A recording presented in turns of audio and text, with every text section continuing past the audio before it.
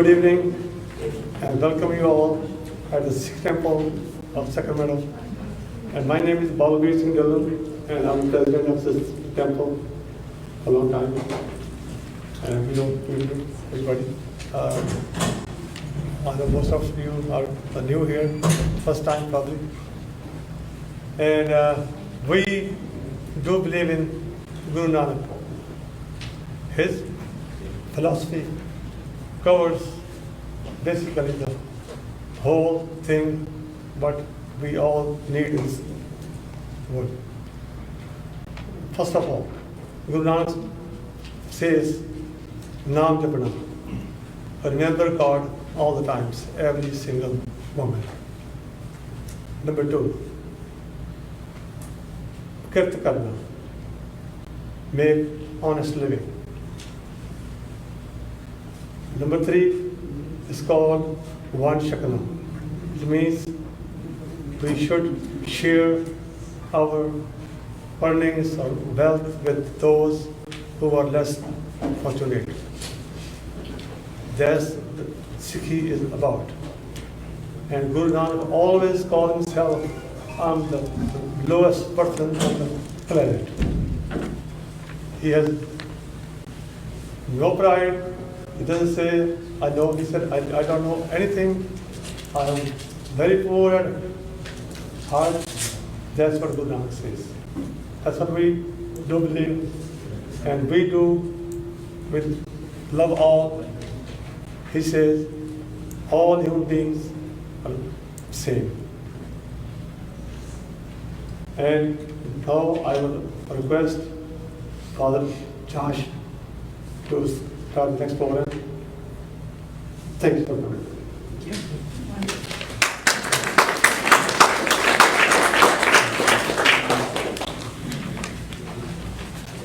Thank you very much. My name is Father Joshua Lichter. I am the priest at Incarnation Anglican Church in Roseville, California. I have been doing advocacy work with various segments of the Indian community for almost 9 years now to try to raise awareness in this area and really all around the country about the very tense and difficult situation in India, especially the treatment of the minority faiths there. And it's an extreme honor to be able to help organize this event and to be here today and to serve today as your MC. I would like to, first I want to thank the Gurdwara for the food that they provided for us. That was fantastic. It always is fantastic. It's always great. It's one of my favorite things about these. I've had to make sure I don't drink too much of the cha tea because I love it so much, I drink so much, I end up not sleeping for 24 hours straight. And it's always so wonderful. So thank you so much for providing that for us and for providing the space for us. For everyone here, there are some free resources on the table over there. If you would like to grab any of them tonight and take them with you, it includes a book called India at the Crossroads, written by Peter Friedrich, who's one of the organizers, and he'll be speaking shortly. I'm often asked by other Christians and other members in our community, why is it that you're doing this type of advocacy work, and why are you so comfortable with people from various faiths who believe different things than you do? And what I usually say is the same thing. It's because in spite of our differences, there are so many things that we share in common. And as a Christian, in our holy book, the Bible, in the final book of it, the book of Revelation, there's a picture that's painted of what the ideal world will look like one day.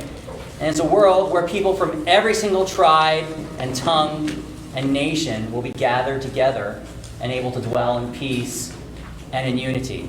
And one of the things I love about events like this is even though it's something tragic that's bringing us all together, we're providing the world with a little sliver, a little picture of that future reality and saying, yes, it is possible, no matter what our differences, no matter what our faith backgrounds are, to dwell together in unity, to work together to make the world a better place.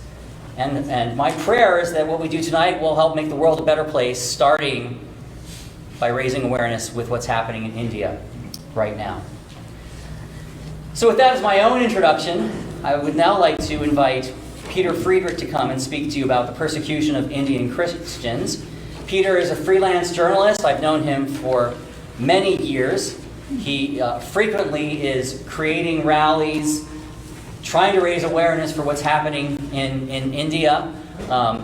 He's doing a very successful job because he receives lots of hate mail online, and people have said some very mean things about him online, which means, Peter, you're doing a fantastic job, so keep it up, please. His specialty is historic and current affairs in Southern Asia. It's my pleasure to introduce Peter Friedrich to you this evening. Hey.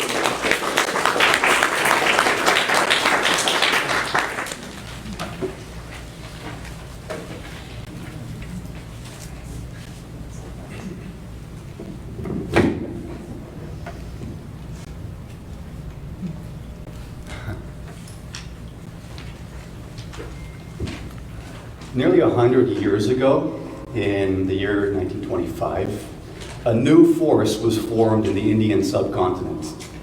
The RSS was founded to be a paramilitary, uniformed, armed, and all-male. It was created with one major goal: to turn India into an ethno-nationalist state. It was 1925, and so for inspiration, this newly formed RSS paramilitary looked to similar movements underway in Europe. It looked at Mussolini's fascists in Italy, and it looked at Hitler's Nazis in Germany. The RSS saw that these movements were, in their mind and to their eyes, examples of strength, of national pride, and they believed that these fascist movements also demonstrated why multiculturalism is impossible. The RSS devoted itself to turning India into a Hindu nation, a country for Hindus and only for Hindus. They taught that India is, always has been, and always must be a land reserved solely for Hindu people. They taught that everyone else living there can only stay if they are subjugated by the majority. They taught that all minorities in India must either be assimilated or eliminated. Assimilated or eliminated. Especially Christians and Muslims, they believed, must be eliminated. The RSS calls today Christians and Muslims as foreigners, as internal threats to the country, and even traitors, simply because they follow a different religion. Sikhs, they have sought to assimilate by stripping them of their separate and unique identity. Now, all the way back to the 1940s, the RSS was explicit about its intentions, pointing to Nazi Germany's treatment of the Jews. They praised that treatment of the Jews as a good model to adopt towards Indian minorities. That's certainly revolting, but why does it matter today? Well, because nearly 100 years ago, the RSS was founded. But today, with over 6 million members across the country, it is an armed, uniformed, and trained outfit that is larger than any army in the world. Over the past several decades, the RSS has formed dozens of special interest subsidiary outfits to push its agenda. And then it formed a political party. Since 2014, in India, the ruling party has been the political wing of this RSS paramilitary. The ruling party in India for the past 8 years has been the political wing of the world's oldest, largest, and fastest growing fascist movement. And it has been disastrous for Indian minorities. Now, my fellow panelists are going to be enlightening you a bit about what's happening to Sikhs and to Muslims. For the moment, speaking not just as a journalist, but also as a Christian, I want to give you a brief idea of what's happening to Indian Christians. Last year, national Indian Christian organizations and leaders described 2021 as a year of fear and as the most violent that they have experienced. Every year since 2014, when the RSS came to power in India, The total number of violent incidents reported against Indian Christians has increased, reaching an all-time high in 2021 of 505 attacks. 505, that's a lot, but it's a relatively small number for such a big country as India, one would think. Well, despite the number of incidents being what it is, high or low, the figures really need to be properly contextualized to avoid underestimating the true impact of what is happening to the Indian Christian community right now. For one thing, 505 attacks in 2021 represents only documented incidents. A great many more have definitely gone unreported. For another thing, the vast majority of documented attacks were mob attacks by, at times, hundreds of people. Most attacks were not against individuals, but rather against entire congregations of dozens, scores, or more, meaning that thousands of people may have been directly victimized in these 505 attacks last year. That's a key to understanding what is happening to Indian Christians today. You see, I travel, I meet people, I talk about this issue, and oftentimes they get around to asking me, so what exactly does persecution of Christians in India look like? Like job discrimination, or housing discrimination, like social boycotting? Well, yes, kind of does, I'll say. It does look like that at some level, but that's not the worst of it. Here's what it looks like. Imagine that it's Sunday morning. Christians are gathering for service as they tend to do on Sunday. They are inside the sanctuary, peacefully worshiping, when a mob of 50 or 100 or 250 or 500 people, oftentimes armed, gather outside of the church.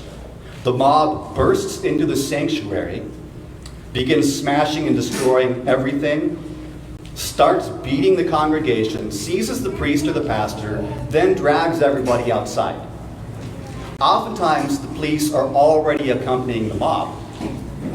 If not, the mob will drag the beaten and bloodied congregants down to the local police station and turn them over to be arrested. Yes, to be arrested. When giant mobs descend on these churches like that, the police arrest the victims, not the perpetrators. Keep in mind, furthermore, such attacks, especially considering how they usually involve impunity for the attackers and arrests of the victims, spread psychological terror, which almost certainly impacts tens and tens of thousands, if not millions, of other Indian Christians who are not directly subject to violence. Notably, with anywhere from 25 to 45 million Christians, India has the largest Christian population in a single country in the world. Yet, ever since the political wing of the RSS took power in 2014, India has become one of the most dangerous countries in the world in which to be a openly practicing Christian. It didn't used to be that way. You see, in 2013, a year before the RSS came to power in India, India ranked 31st among the top 50 countries in the world where persecution of Christians is most severe, according to the Open Doors USA, a nonprofit which focuses on monitoring global persecution of Christians. At the time, Open Doors USA categorized the situation in India as one of moderate persecution. By 2015, however, a year after the RSS came to power in India, India no longer ranked 31st among 50, but 21. In 2016, it was number 17, most dangerous country in the world in which to be a Christian. In 2017, it was number 15. In 2018, it was number 11. And by 2019, when the current Prime Minister Narendra Modi was re-elected to a second term, India had finally joined the top 10 countries where it's most dangerous to be a Christian. The persecution level now being categorized as extreme. This year, and for the past 5 years, India has ranked as the 10th most dangerous country in the world in which to be a Christian, and that means that it's more dangerous to be a Christian in India currently than to be one in, say, Saudi Arabia, or China. Notably, India's number 10, so there are 9 other countries on that list which rank higher than India, where persecution is more severe. But there's a few distinguishing factors, 3, that I can come up with about India.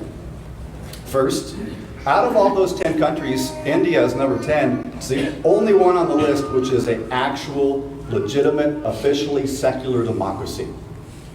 Secondly, as the second most populated country in the world, India's population is larger than all of the other 9 put together. So out of the top 10 countries in the world in which it's most dangerous to be a Christian, India has a population, I believe, about twice as much as all of those other 9 countries where it's dangerous to be a Christian.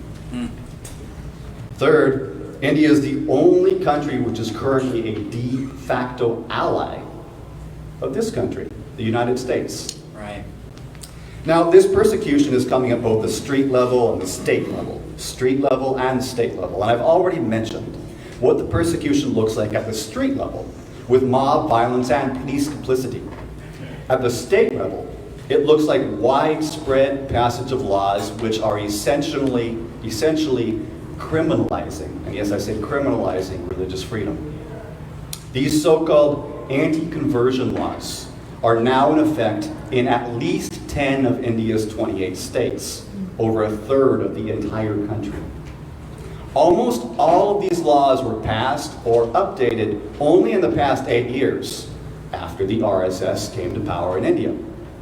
Now, provisions vary, but these anti-conversion laws, as they're called, typically require that when somebody wants to convert, to change their religion, either they or the clergy involved in the conversion ceremony, or both people, must inform and sometimes even get permission from the local magistrate, and then undergo oftentimes a waiting period of, in some cases, up to 2 months. Failure to do this, to follow this process in places where these laws are in effect, is punishable by hefty fines as well as prison sentences ranging in some cases up to 10 years. In other words, in over a third of the country of India, you can no longer change your religion legally anymore unless you get permission from the government. That's a death blow to freedom of religion. And it is this fascist RSS paramilitary that is inflicting that death blow. To quote that non-profit watchdog organization, Open Doors USA, the RSS fuels a religiously intolerant narrative that views all non-Indic faiths, like Christianity and Islam, as foreign and something to be feared. The RSS demonizes Christians and other religious minorities through these hateful narratives, instigating violence in the streets. The RSS also uses these narratives to advocate for laws and policies that are discriminatory against religious minorities, pushing this persecution of Indian Christians at both the street level and the state level. Now, I don't want to gloss over that for what we just read. Christians and other religious minorities. India today has become a nightmare for Christians, but they are not the only community being persecuted right now. Christians, Buddhists, Dalits, those formerly known as untouchables, Muslims, Sikhs, tribal people, and well, even atheists and rationalists, and people who don't even give a flip about religion. They are all facing extreme and increasing persecution in a nation ruled by a radical Hindu nationalist outfit that modeled itself, intentionally, explicitly, and openly modeled itself on the original fascist movements of the 1920s to 1940s. Oh, and interestingly enough, India happens to also be probably the only country, and certainly the only democracy in the world, where both Christians and Muslims are being persecuted simultaneously by the same source and for the same reason. Something we don't witness in most other places in this world. Yet, very few people are talking about any of this today, let alone are even aware of it. For all too many of us who live outside of India, we're still locked in that simplistic view of India as being nothing more than the land of Gandhi, yoga, and Bollywood. But tragically, India today, which was once the world's largest democracy, is becoming the world's largest fascist nation. India today is ruled by a movement that seeks to commit genocide against millions of religious minorities.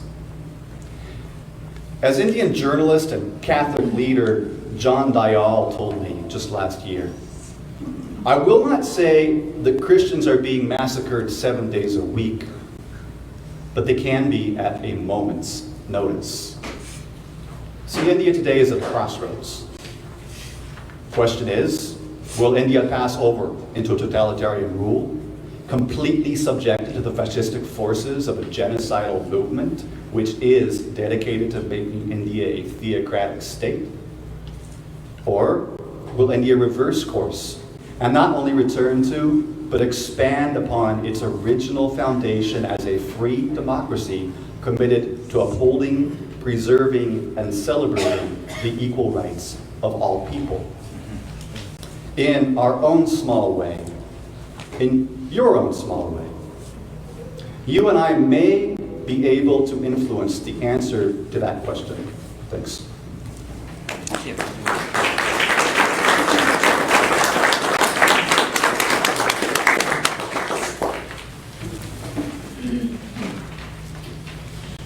Thank you, Peter. I really appreciate your insight and your knowledge.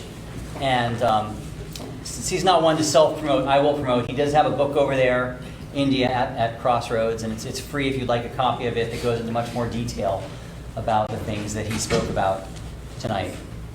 Our next speaker is the daughter of human rights activist Jaswant Singh Kalra, who was murdered for his activism. She's going to be speaking on persecution of Sikhs in India, something she's very much aware of. Please welcome Navakran Kal Kalra.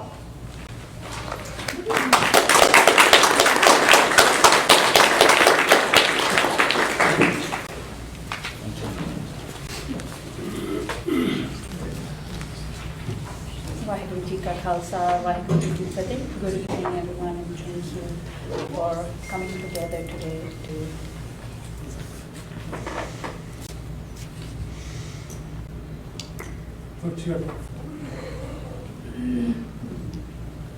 thank you for the opportunity to speak.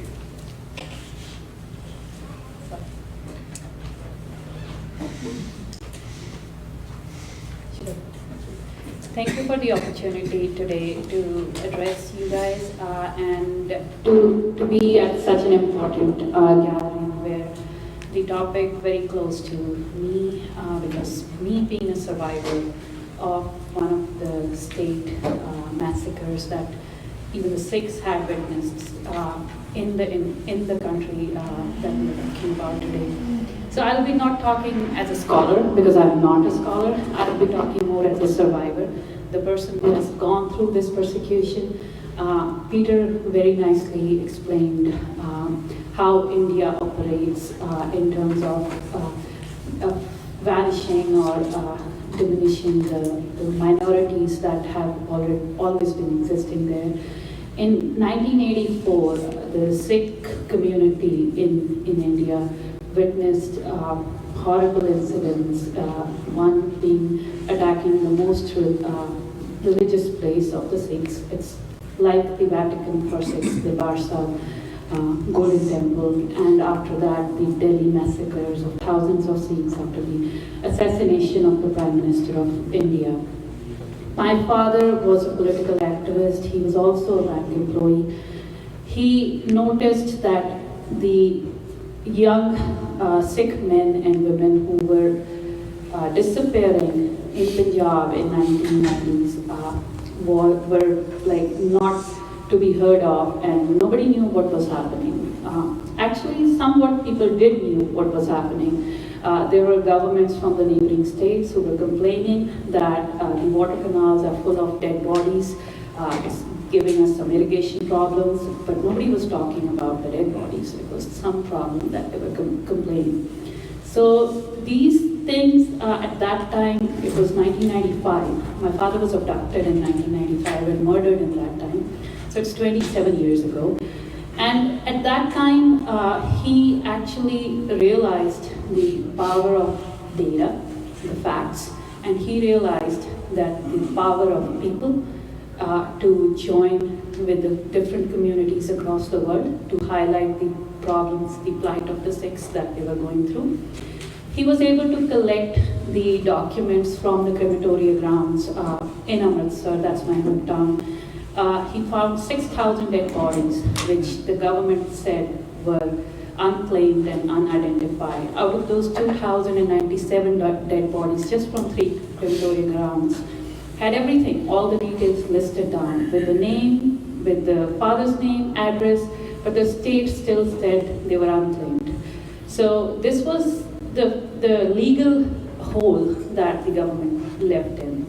And he was able to get those records, come to Canadian Parliament, submit his records, even did submit it in the US Congress. And he traveled to England.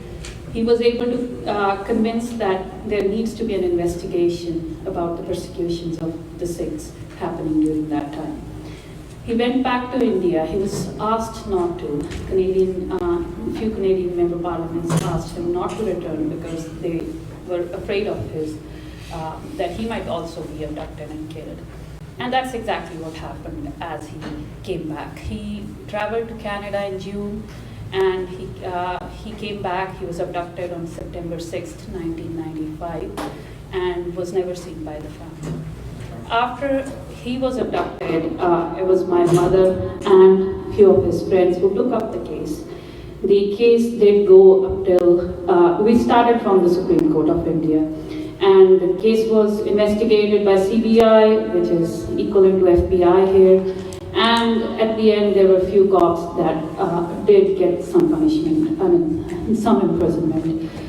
And there's one noticeable jurisdiction that one of the judge made a note in the court hearing, that if whatever this man Khalda was saying is true, then this was worse than a genocide. Mm-hmm. The systematic killing, the systematic murder of the Sikh community in India from 1980s, 1990s. It is still continued, it's not visible, but it is still ongoing. It might not be the direct murder, but it might be some laws, some rules where recently it's called UAPA. That rule is it's a totalitarian law it's under Nationalist Act that anybody who they feel is threatening the nationalist state of India, they can throw you in the prison. So my father was abducted, the case went to the Supreme Court, and out of the 2,097 dead bodies that he had already discovered, they compensated 1,800 dead bodies with mere $2,000 US dollars, equivalent to $2,000 US dollars to the families, and rest they just closed the cases. My father had estimated, based on the data that he was collecting, that Punjab has 12 districts, counties, and based on the way the murders were being done, estimated killings were about 25,000. The CBI actually closed and sealed all the record. Till date, we have no account how many people were killed, and now we are losing those families because parents are growing old, children might have gotten married or might have moved on, but there's no documentation that was done properly to help the community members who suffered this. And you might see this turban-wearing people here. Many of them who have white beards, you can ask them the story of 1984, and you'll see most of them did flee India during that time because of the fear of persecution. Right now in the state of Punjab, because I've been told I'll just focus on the Sikh issues, because definitely current issues that are going on under Modi's regime, need more attention to Muslim community and the Christian community, because as Peter was saying, that now they are head-on elimination to these communities. For Sikh communities, they have changed their strategy. It's more on the assimilation side. So, but it's still, if we resist that we don't want to assimilate, then elimination is the second step that they like to take. So right now, if we look at Punjab, so we haven't been given justice, and we are the survivors. I am one of the child standing here who left India. I'm an electrical engineer by profession. I work in the Bay Area. I left that country because I didn't feel like serving a country or paying taxes to a country that murdered my father and never gave justice to thousands of others who are still waiting. So we came to this country, but the fear is that things are not stopping. The things over there are escalating further. Whatever we had witnessed at that time, there are many, many more families. There are many, many more activists, student activists, even religious preachers who are right now experiencing the same pain that we once went through.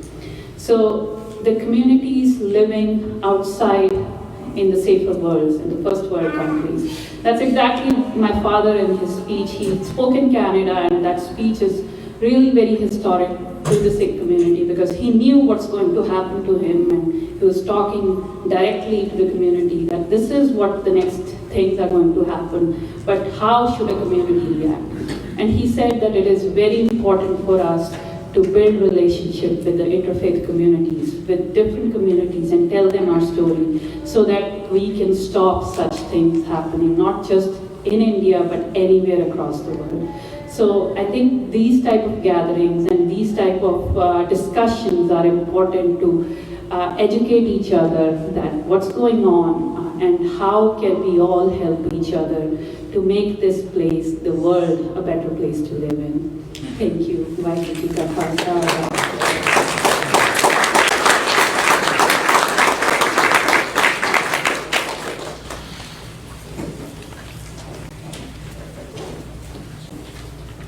Thank you for sharing, and thank you for sharing that story. I know it never gets easy for you to share a story like that. I had heard the story of Jaswat Singh Kaura before, but it really hit home for me when I heard and met his daughter, and it personalized it. It was more than just something academic that I read. It was more than something that just happened overseas, many thousands of miles away.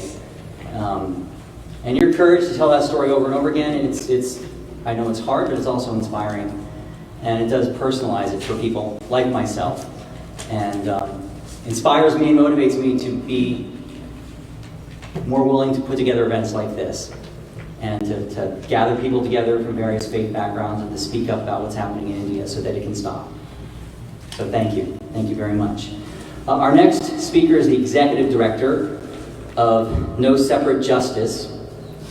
This group focuses specifically on white supremacy and Hindutva and the impact that these philosophies, which share quite a bit in common, has upon life in India right now. She's going to speak on the persecution of Indian Muslims. Please welcome Sana Gudbuddin.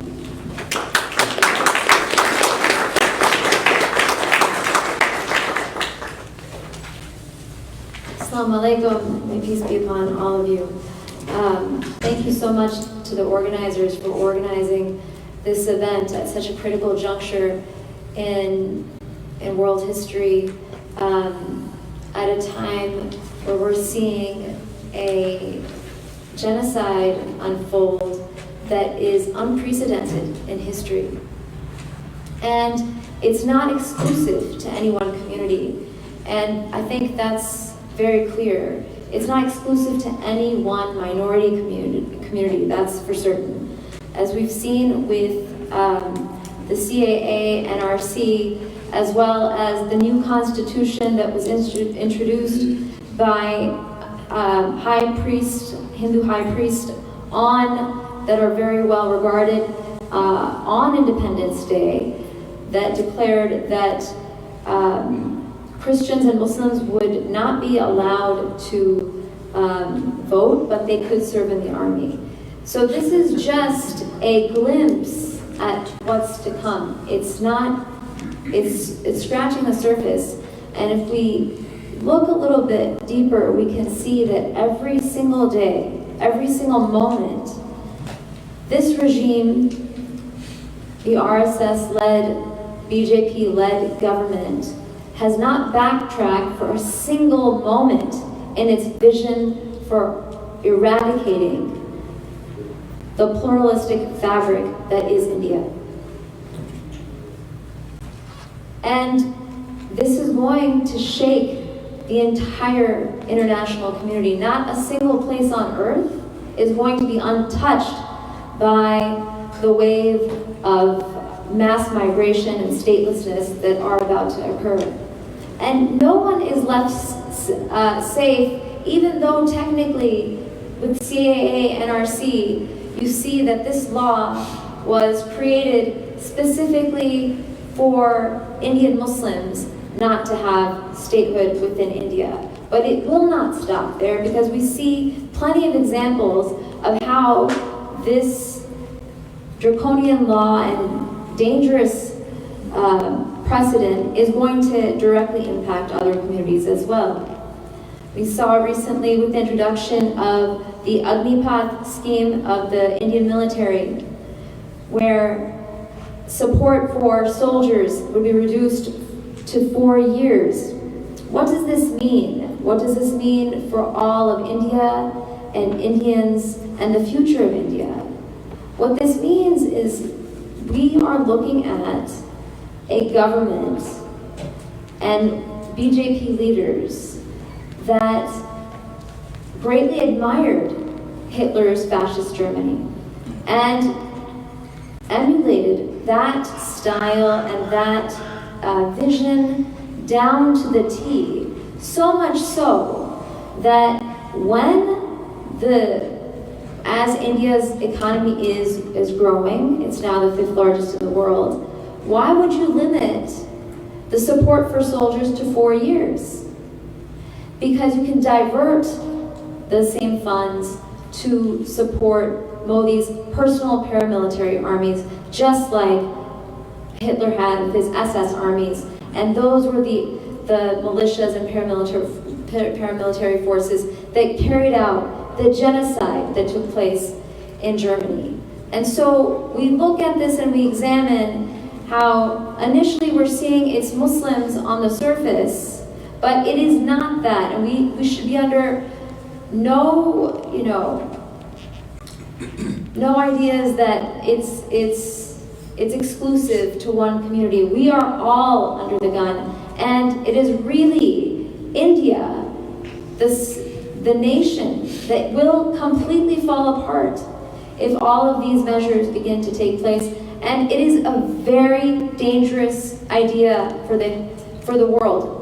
It's not going to be something that leaves anybody untouched in terms of what a danger this brings about. So we're living in a time with unprecedented challenges to what's happening to the human rights situation in India for Indian minority communities. And we're also living in a time where there is a tremendous proliferation of people having the ability to share their stories of injustice in real time. And as my sister and brother had shared before, speaking about the Sikh and Christian experiences, there is so much that is happening all of the time. And it gets ignored, conveniently gets ignored. Well, but when you look at the numbers of the people who are being imprisoned and who are on death row and who get imprisoned for the smallest infractions, who are those communities? Who are the communities that make up the largest percentages of the prison population? You have Muslims, Sikhs, Dalits, and Christians. And that's not on accident. And we see the numbers of young men that are killed by police brutality within the prisons is one of the highest in the world. So the way these policies are unfolding are hidden, but they're happening. They're still happening. And we must be vigilant, and we must build global solidarity. And that's why I thank all of you who have organized this. God bless all of you. This is a time where we really do need to go the extra mile and to educate everyone that's willing to listen and learn, to please open up your hearts and your minds, and let's figure out a way that we can build and work together towards preventing a genocide of this scale that has never been seen in world history.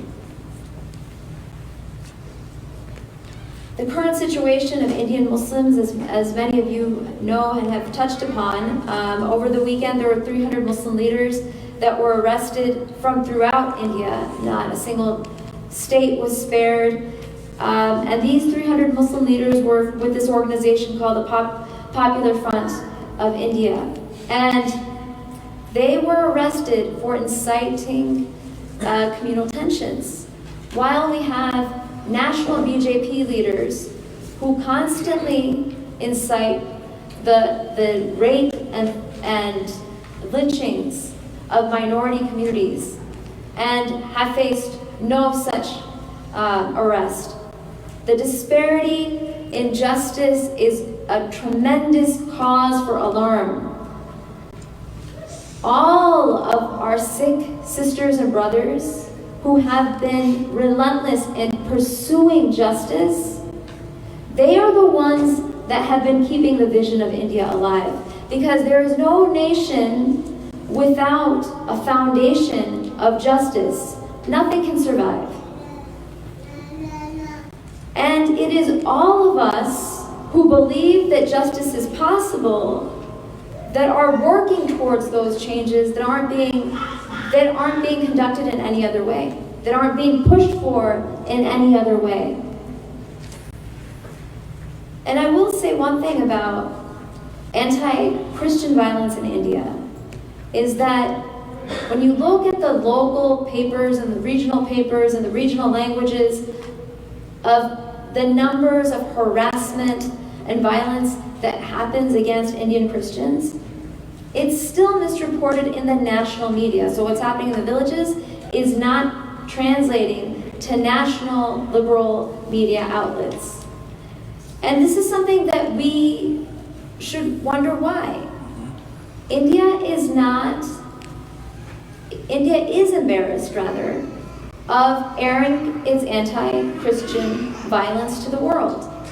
So even how we understand that violence is distinct from the reality. And when we talk about what is happening with Indian Muslims, as I mentioned, with our Sikh, Christian, Dalit brothers, we have incredible numbers of encounter killings that happen every single day, where young men between the ages of 16 to 35 are arrested or killed by the police for no other reason than they exist. And that's why it's also very important for all of us to reach out to our Black sisters and brothers in this country and build global solidarity. We are fighting the same fights, and we are doing the work that's needed to protect democracy. We have in the largest state of India, Uttar Pradesh, a chief minister, Yogi Adityanath, who came to power when he asked for the dead bodies of Muslim women to be dug up and raped. His gang, the Hindu Yuva Bahini, kidnapped over 700 Muslim girls between the ages of 11 to 18 years old. They were kidnapped, they were forced to convert to Hinduism, they were raped, and they were forced to marry their captors. 3 of these young girls were fortunate enough to escape. I met with them in 2018. And their families begged me to not tell a single soul. Not tell a single person of authority. Never tell a single person of authority. Because if any authority found out, then their girls would be raped by the authorities and abused by those in power. There is no safety. There's not even an illusion of safety. And he rules unchecked as the second most powerful politician in India today, and who is in line to be the next prime minister after Modi, according to all sort of political pundits in India. And we can debate today the idea of statelessness and CAA, NRC, and when we go into the background of this, we see that what's happening today did not emerge overnight. What's happening to all of our communities obviously did not emerge overnight. It's been happening since the founding of India, and since those with the vision for the RSS continued with their imaginations, with their work. As India was being born, this mission was also being carried out without pause. And we look at the way our communities from the founding of India were bussed and moved away from each other. And a new India emerged that was completely segregated. And now you have with Indian Muslims who were then placed on, forcibly bussed and moved to dilapidated areas and dilapidated land. They're now being pushed onto the fringes of major cities. They're not only on the fringes of major cities physically, they are on the fringe of life. So this process of statelessness, it's been happening. And we have today what's happening with love jihad, and a Muslim man cannot marry a Hindu woman, and this is rhetoric and laws and policies that are being pushed by the BJP-led government. The encroachment upon the most intimate relationships. Several years ago, a young Indian Christian woman who was married to a Hindu man was kidnapped against her will in a suburb of Bangalore and held for 3 weeks in a Reformation camp. This Reformation camp was held by RSS paramilitaries. And what they would do in these camps is try to convince her to leave her Christian husband or convert him to Christianity. She escaped. And she blew the cover on all of these camps that the VHP and RSS paramilitaries had been conducting throughout India. This is still not well known. But if we truly start to look at the data, it's happening to all of our communities, and it's all the more reason that we also don't relent in making sure that the world knows what's happening in India. We have people that are being lynched on the false basis that they have slaughtered a cow. When a majority of these men that are being lynched are dairy farmers. And we have imprisoned activists who just dare speak the truth, being charged under UAPA. So, in addition to that, now we're seeing that the homes of prominent activists are being bulldozed for speaking out. The homes of Muslims and businesses of minorities are being bulldozed. And we have to always remember that this violence, this state violence, has been happening to our Adivasi sisters and brothers for a very long time. And we have to come together with our tribal sisters and brothers and our Christian, Sikh, and Muslim and Dalit sisters and brothers and recognize each other's pain and uplift each other. Because we cannot carry this weight alone. We can only do it together. My story and how I woke up to the horror that is Hindutva is that my uncle went from Hyderabad, from where my family is from, to Ahmedabad, and he was killed as he was identified for wearing a skull cap during the 2002 Gujarat genocide. As my cousins asked for his body, because the Muslim ritual is you have to bury the body quickly, there was a clear stab wound, and yet they couldn't sign off on the death certificate until they had said that he died of natural causes. And this unraveled my entire universe, the injustice of it all, and led me to start examining Hindutva in the United States and Hindutva in India. We found financial trails of funds that went from Seva International, the largest, most premier Hindu charitable fund in this country, that directly went to embolden and support the Gujarat pogrom of 2002. And we look at how massive this movement is here in this country. That's also cause for alarm when we look at the violence that just took place in Leicester, UK. We've been seeing, I've known Peter almost 10 years, we've been seeing this violence for so long. We've seen it at different rallies, different protests. We've seen our sisters get choked and spat at while the police look away. And instead, our sisters end up getting jailed.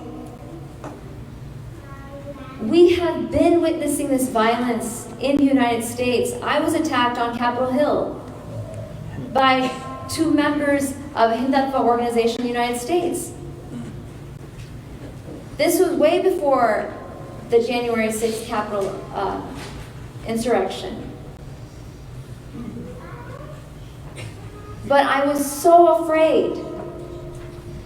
So afraid. I kept it to myself, even though there were congressional staffers that witnessed it, and it was the talk of what was happening on Capitol Hill.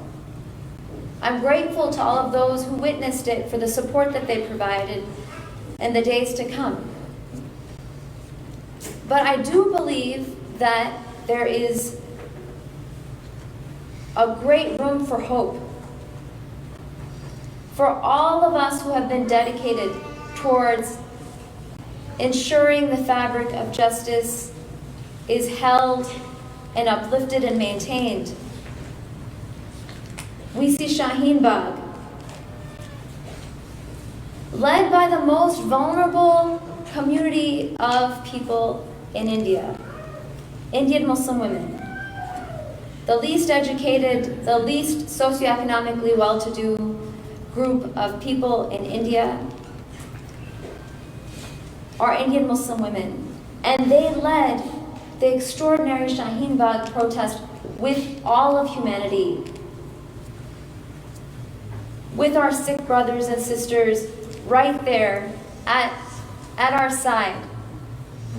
And then we saw the revolutionary farmers' protests and the wonders that that brought. Just as the vision that the RSS has had for India didn't unfold overnight.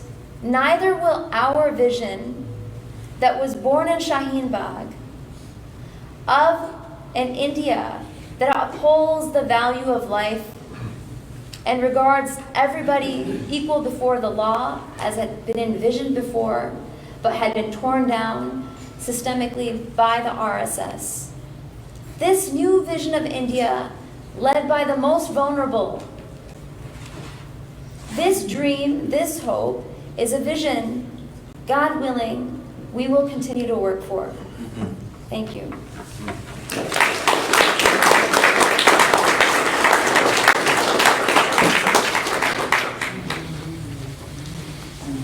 Thank you so much.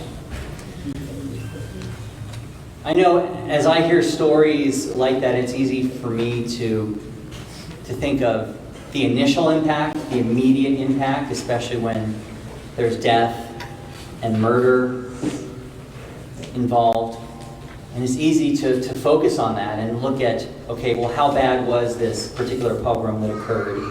How many people were killed as a result of it? And we look at numbers of people who were killed, and we use that as a basis for determining just how serious the situation might be. But what we often don't realize is there are long-term mental, psychological effects from this type of persecution. From living in a place where the government willingly looks the other way while this type of persecution happens, often with the support of local police and various religious leaders as well. It has a long-term psychological and mental effect on the population who are being persecuted.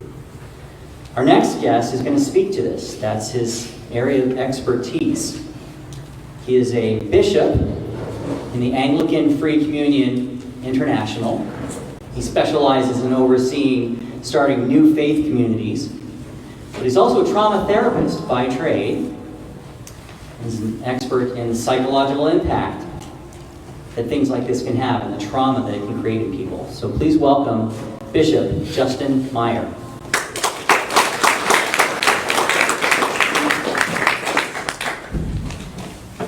Good evening.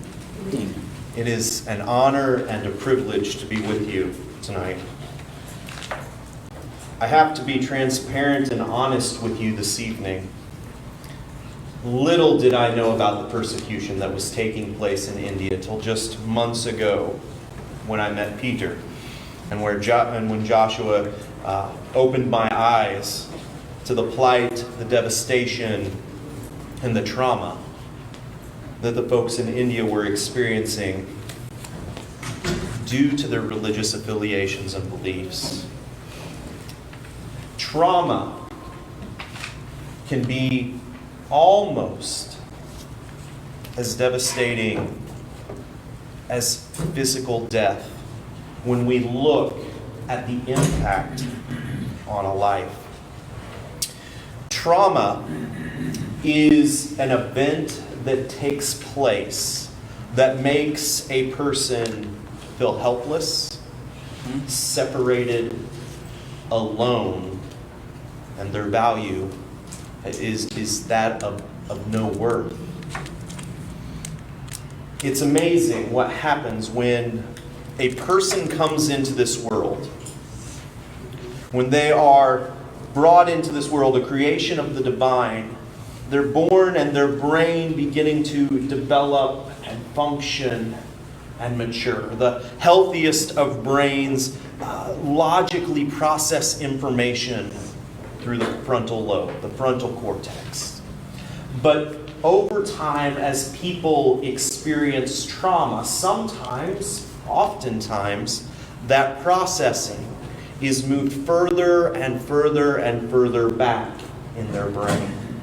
Now, in healthy families and situations, and in places where trauma is not a way of life, the brain recovers and pushes that processing back up to the frontal cortex, the frontal lobe. But when trauma is expressed and experienced over large periods of time, that processing stays closer back and further back next to the amygdala. Many of us know that the amygdala controls our fight, flight, and freeze responses. Well, when religious persecution takes place and is experienced over a long period of time, that processing literally becomes embedded in the back of the brain. And so people live in this on edge or tense moment. And many people think, well, okay, if someone is processing back there, that leads to numerous mental issues, right? You may face depression or anxiety. You may learn to even develop anger issues over time. But what is very interesting, and what we are finding out more and more every day, is that when people experience long-term trauma, it does not only lead to mental disorders, but it oftentimes manifests in physical disorders. People who suffer from long-term religious persecution and trauma, also developed over time, known as PTSD, begin to see severe obesity. They develop diabetes over time. They commit suicide on a higher level. They are more susceptible to sexually transmitted diseases. We see an increased rate of both heart disease and cancer. We see increased numbers of stroke and COPD. Believe it or not, trauma experienced over a long period of time leads to brittle bones in a person's body. You see, this religious genocide that is taking place is not only violence and murder for people's beliefs that are wiping out people, but it is a true genocide because the effects that then are experienced after someone has observed that violence, has been part of a community that has been ripped apart by persecution and violence, they begin to struggle lifelong. And here is what even is probably more heart-wrenching to me, and should be for those of us that are spiritual leaders today. Houses of faith, places of worship, have historically been known as places of healing. Places that help people overcome the trauma that they experience in their lives. Whether it is through the acts of prayer or meditation, building community and safe boundaries. When a person experiences trauma, oftentimes they find the psychological healing they need available in communities of faith. But in India,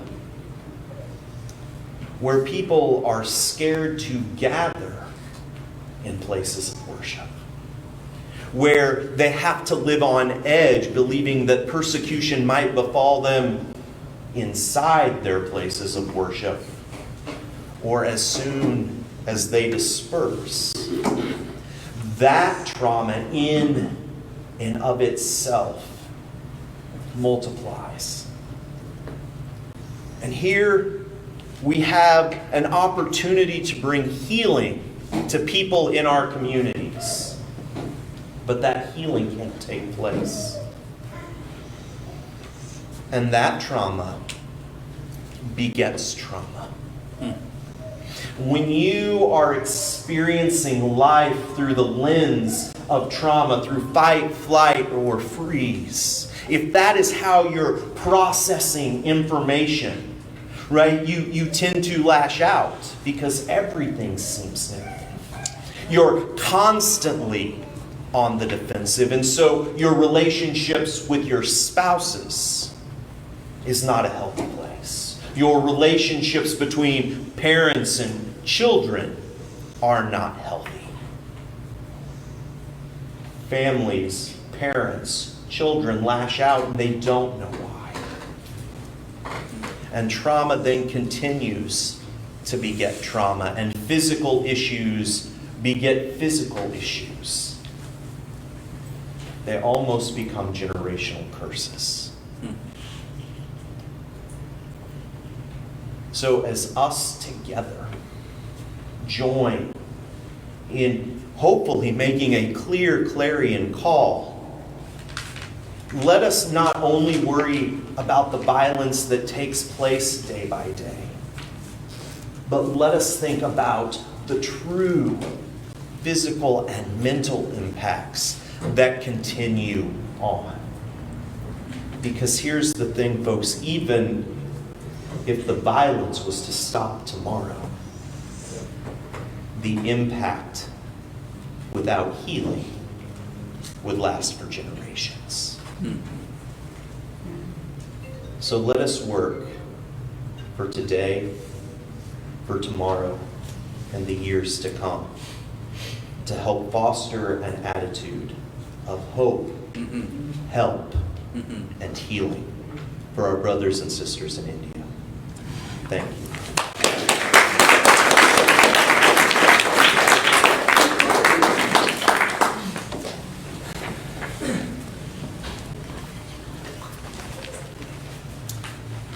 Thank you, Bishop. That's a very powerful reminder to all of us that we need each other. We need to be people who are known as a people of healing and help and peace.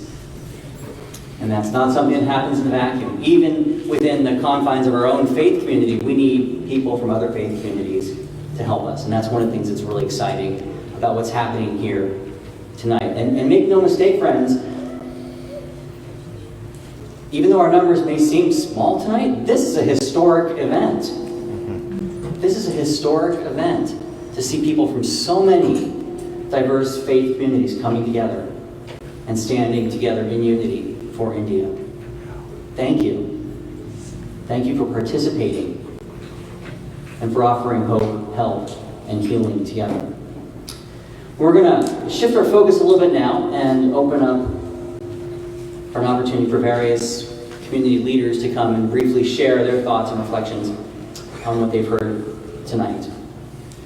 I want to start by saying this. The enemy in all of this, it's not Hinduism. It's a radical form of Hinduism, Hindutva, that is the ruling powers right now in India. I think it's an important distinction to make. We've done several rallies like this before in the past, and some people have said, well, it's not all Hindus believe that. And I just want us to have a chance to publicly state that that's the case. We fully affirm that. Just like radical expressions of Christian nationalism are dangerous in our own country. Just like extreme forms of Muslim rule can be dangerous in some places in the world as well. It's not the individual religions that are the problem. It's radical extreme forms of those with an agenda specifically to oppress those who believe differently. With that as an introduction, I'm happy to invite up Raju. Are you still here?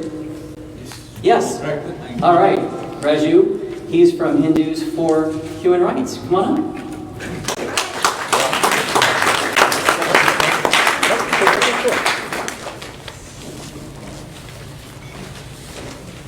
Good evening, everyone.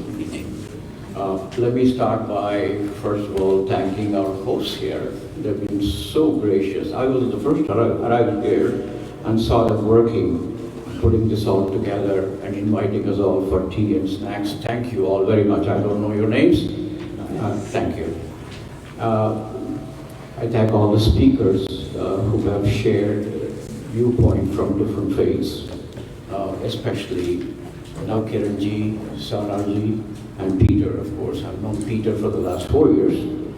But I stand here today as a Hindu, as part of the community that is only offensive to India, and as a member of Hindus for Human Rights. Just want to share a little bit of my own journey to kind of to lay out what the role of the majority community is at this point, if they share values of pluralism and equality and multi-faith society. My journey started in 2002, a few weeks after the Gujarat massacres. I went there as part of a communal harmony group from US, meeting community leaders, meeting the victims, meeting the people displaced in the camps, and so many heroes who were helping them, Hindus and Muslims and Christians, all rolling up their sleeves to help the victims. Just a year before that, I had visited Gujarat during the earthquake, and I had seen that society in a very different light. Cooperative and worldwide support for everybody. But when I went after the pogroms in 2002, I saw a very different face. That's when I realized the magnitude of what was to come, especially after RSS and VHP started bragging about Gujarat being a laboratory for the rest of India. Many people didn't believe that. So this is not going to happen in Delhi, it's not going to happen in Tamil Nadu or anywhere else. And today what we are seeing is they meant exactly what they're doing now. The laboratory of Gujarat has now become a national laboratory. So with that journey, I worked on communal harmony for a number of years. Then a few years ago, I thought it's time to retire, spend time with my grandchildren. But 2019 changed it all. The writing was on the wall when they won re-election, especially when Amit Shah was appointed the Home Minister. I knew pretty much what was going to happen, and I thought it is the time for me to get back into activism, and that's how we started Hindus for Human Rights, a small group of people who thought alike.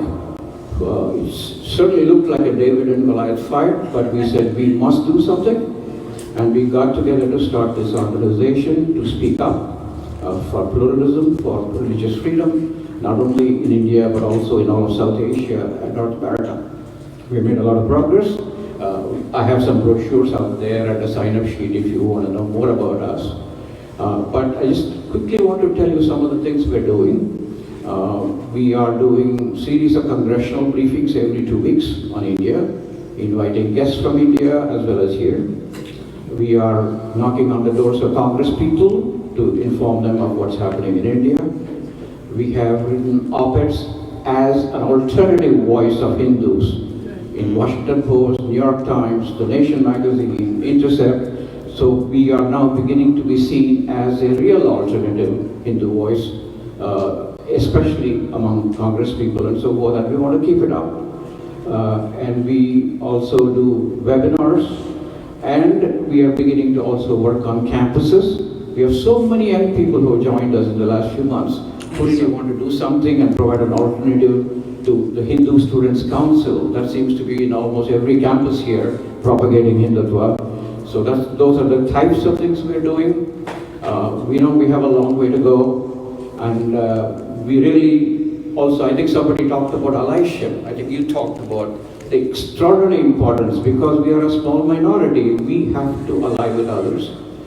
We are aligning with the Indian American Muslim Council, Dalit Solidarity Forum, the Organization of Indian Christians in Washington. So we need to really widen our base to be able to confront and win over Hindutva. It's a long battle, but I'm so heartened to see so many of you here.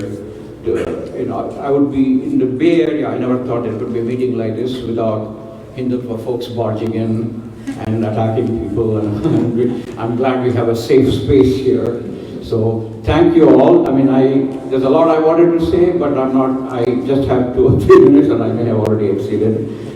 Thank you all, and I hope you do sign up and receive our newsletters to see what's going on and support our effort, because we need every one of you to join this fight in whatever way you can to help the small group of Hindus speak to a large majority of Hindus that have been radicalized. Thank you.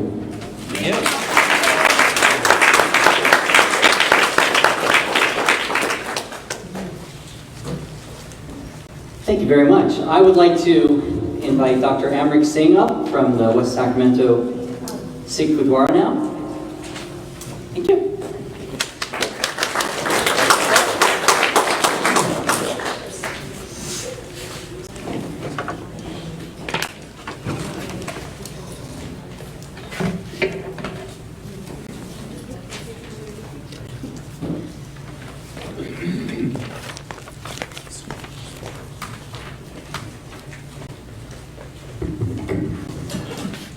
Waheguru Ji Ka Khalsa, Waheguru Ji Ki Fateh. So this is a Sikh river that all Khalsas means Sikhs are of the God, and their victory is God's victory.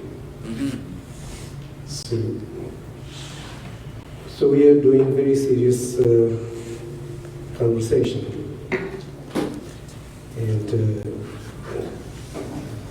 and I have been given only 5, maybe 6 minutes, and so I will try my best to just sum up and see how just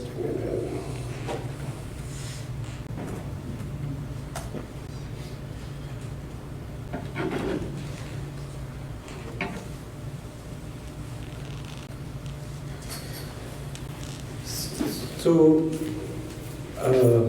the message is hatred, sectarianism, and it percolates in many different disguises. And we become victim to it. We start believing in all those. So, the situation in India didn't happen because of BJP. It happened because India's foundation, the very foundation after partition of India between Pakistan, so that was from the British. So the foundation of religious nationalism, the hatred was practiced in different forms like non-violence. Secularism and peace, but implied message was of hatred, and the majority community was impressed by making minority the target. And so for 40-45 years, the Congress have been in power while preaching non-violence, peace, secularism, but practicing sectarianism, ethno-nationalism.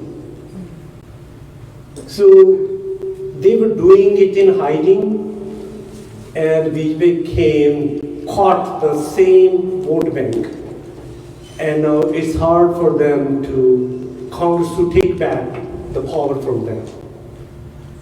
So it's continuing. So, interfaith, these kind of dialogues can only save this world. And if we fall victim to those different forms of nationalism, sectarianism, then there's a worst to come. When Guru Nanak, during his time, there was so much sadness going on. People were persecuted. And there was choice only whether you believe in this or just to choose your death. Nothing else in between. Or pay a religious tax. So Guru Nanak, for 28 years, he traveled to more than a dozen countries to send one message. that these forces don't have a face. They are in religious forms. They use divine principles. They use, so how divine principle is supported in order to keep this hatred alive. So he sent a message to the world that identify that. So I'm just giving a very brief introduction. So Guru Nanak came with the message of that God is one. And we need names only when we are more than one. And God is one.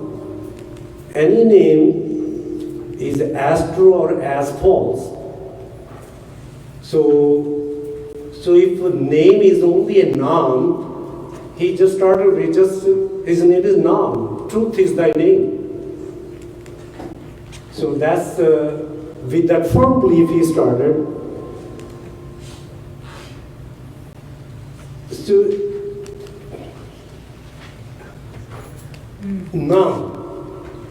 Naam is neutral, secular, non-specific. Specific is the same variation, Allah, Ram, Rahim, Krishna, Vaheguru, Isa, Hari, Swami, Kripa.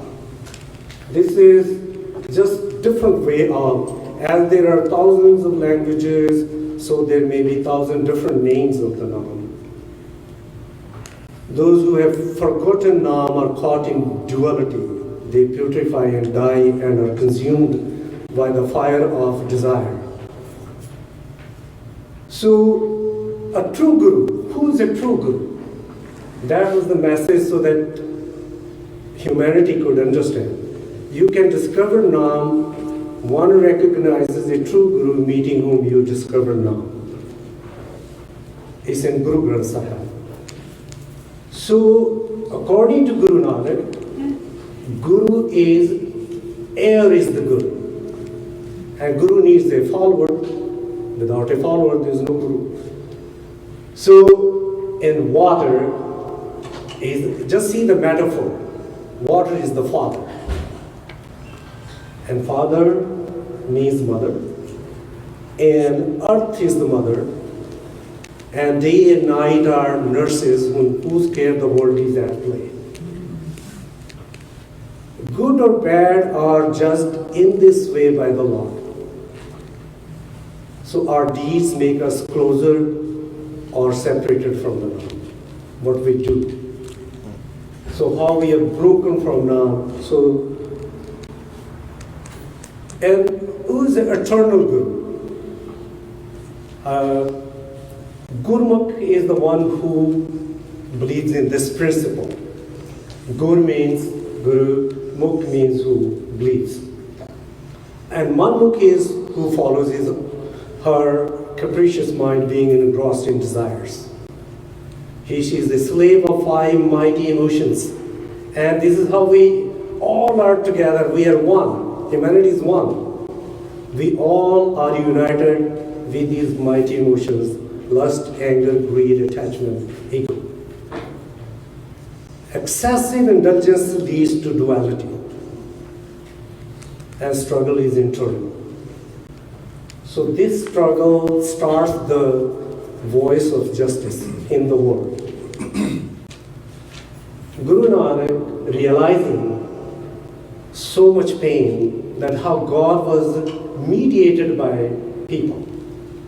So he went all over these countries to meet who?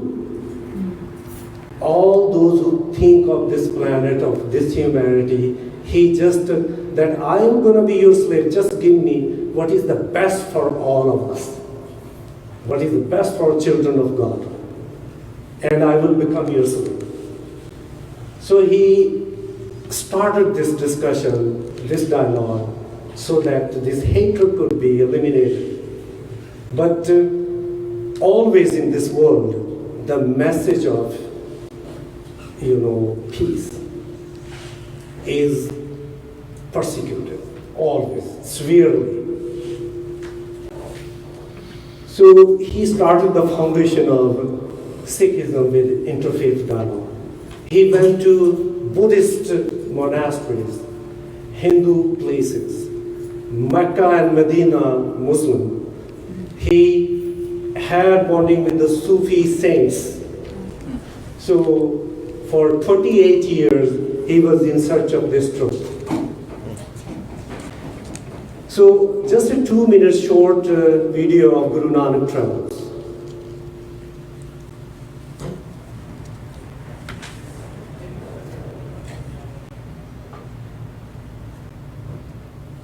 In the borderless world of the 15th century, people traveled distances to pray. Rulers invaded to expand territories, and Nanak glided across the geographies to spread the message of humanity. During his travels, Guru Nanak covered a large geographical tapestry, which in the 21st century comprised of 9 nations: Pakistan, India, China, Bangladesh, Sri Lanka, Saudi Arabia, Iraq, Iran, and Afghanistan. To break barriers across faiths by engaging in spiritual dialogues, Guru Nanak visited numerous Islamic, Sufi, Buddhist, and Hindu sites. Between 15th and 16th centuries, the universal narratives of Guru Nanak's travels were rendered only through oral traditions. In the 17th century, the oral narratives were strengthened by documenting them in the form of books, known as Charamsakhis. Today, in the 21st century, the Charamsakhis are forgotten, and division of geographies as sovereign nations have made many of the historic sites inaccessible. Thus, there is a compelling need to explore and fill the sites visited by Guru Nanak so that the faded memories can be kept alive. Allegory, which means the revelation of a hidden meaning, is a tapestry of Guru Nanak's travels. It will be the first documentary of its kind to chronicle the vast expanse of sites across 9 countries that were visited by Guru Nanak. Through an exploration and documentation of these sites in the 21st century, interspersed with narratives of the past, the universal message of Guru Nanak will continue to glide through generations.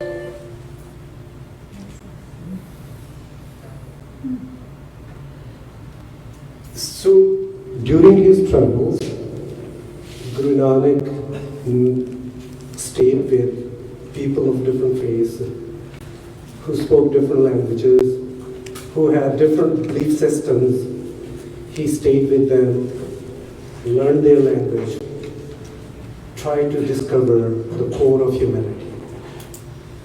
And so in Guru Granth Sahib, we have 30 other non-Sikh hymns in which there are Muslims, Sufis, there are Hindus, there are untouchables.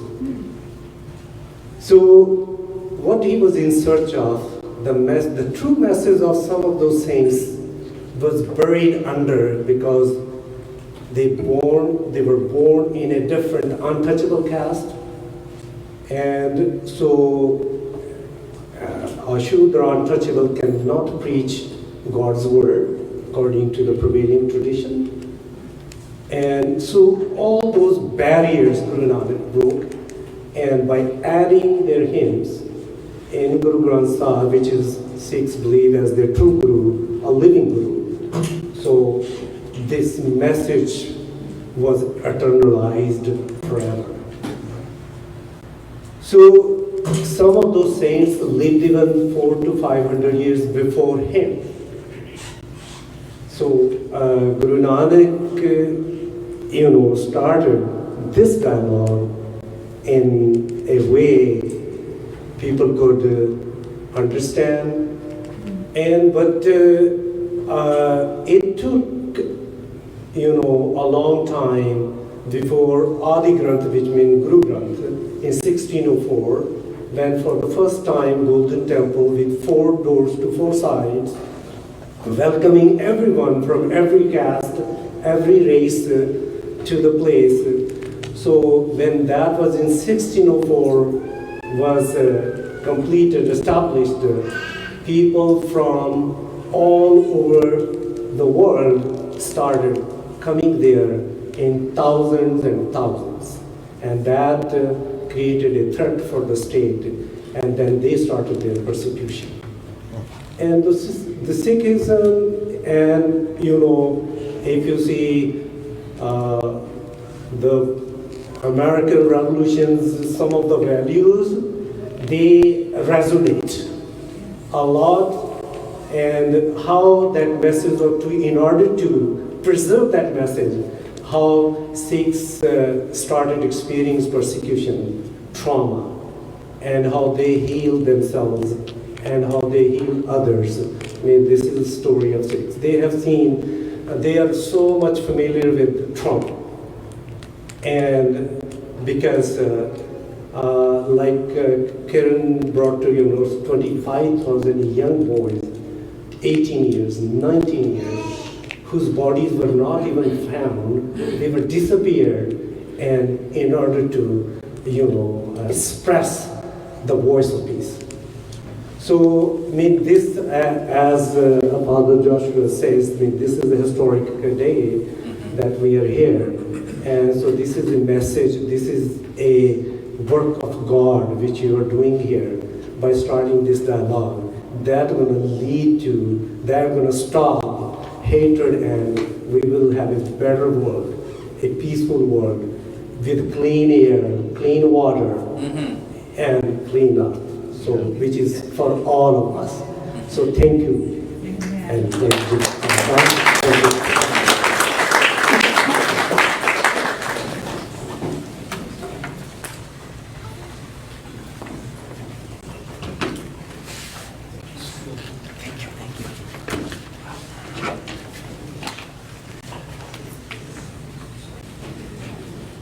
I'd like to invite up one of the other organizers of our event this evening, Pastor Virgil Nelson from Placer People of Faith Together.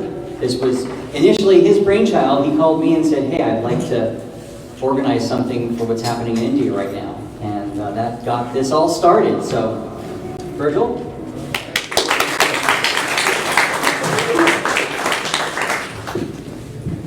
I'd like to invite you to stand, take a deep breath, and turn to the person on one side of you or the other, and say to them, you are created in the image of God.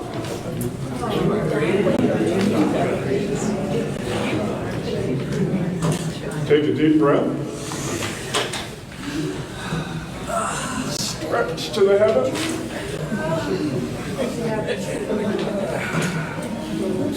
Exhale. And be seated.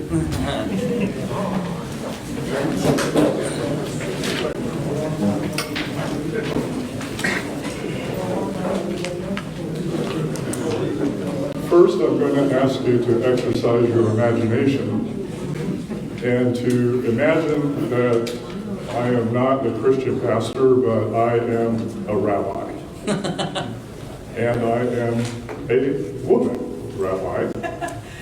This evening, Rabbi Susan Conforti had hoped to be here to share a Jewish perspective, and she had health problems this afternoon and called me at 4 o'clock and said, would you be willing to read my brief statement about a Jewish perspective on religious freedom? And I happily agreed. So here is Rabbi Susan Conforti. Good evening, friends. I'm Rabbi Susan Conforti, Vice President of Placer People of Faith Together, a community organizing group.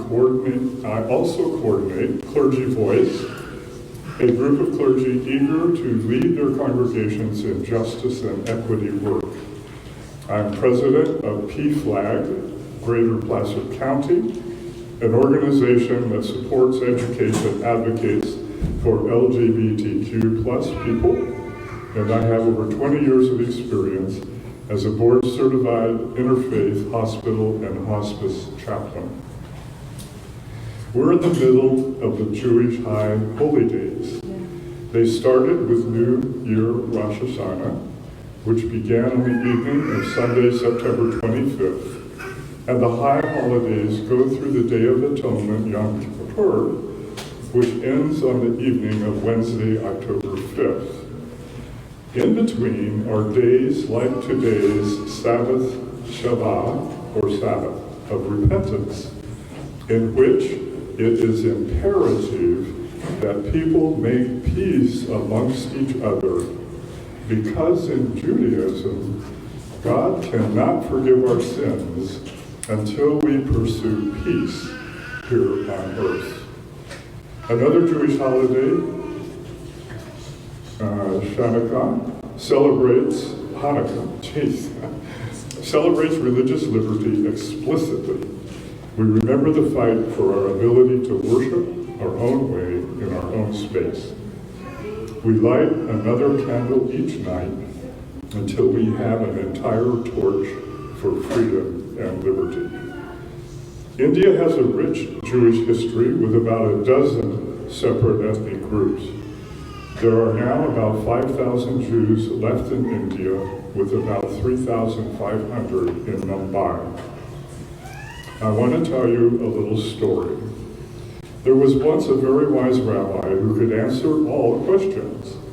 One of his students, a precocious young boy, wanted to prove to the class that the esteemed rabbi was not so smart after all.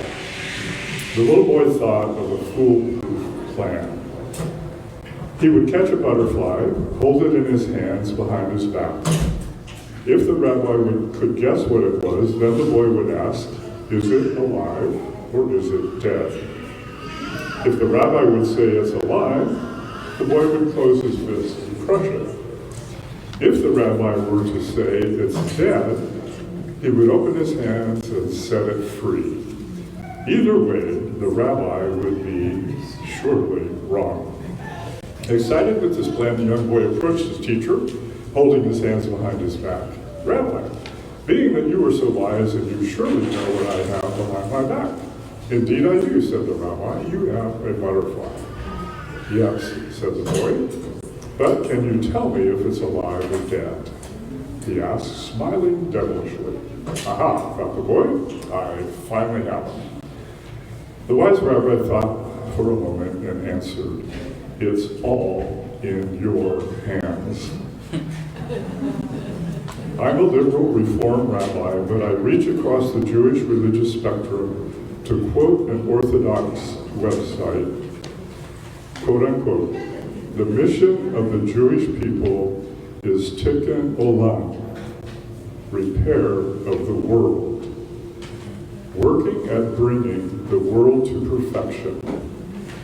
Far from being a statement of passivity, it's up to us to make it happen. When and how is entirely in our hands. We must speak together for one another's religious communities wherever and whenever they are attacked or made to suffer or even feel less than the norm. We must fight for justice, for without justice there is no peace. And we cannot do this work in a silo. We must join forces together for the betterment of all. Our individual actions make a difference. Thank you all for allowing me to speak on behalf of Jews everywhere during this, our most holy season. That may bless you all with the Jewish tradition. Happy New Year, 5783. May this year bring you health, prosperity, and happiness. May we make amends with our friends and neighbors. May our sins be forgiven on the Day of Atonement, and may peace reign upon earth starting today. We praise you, Sovereign of the universe, for giving us life, for sustaining us, and for enabling us to reach this season. Shabbat Shalom.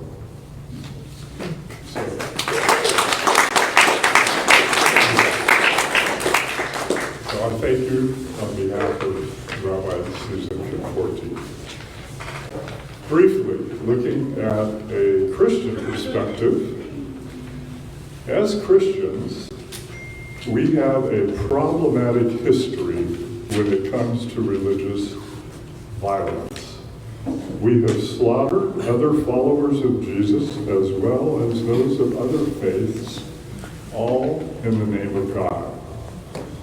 History is riddled with tragic examples, including the Crusades, which not only slaughtered Muslims, but also fellow Christians of the Eastern Orthodox branch of the Christian family.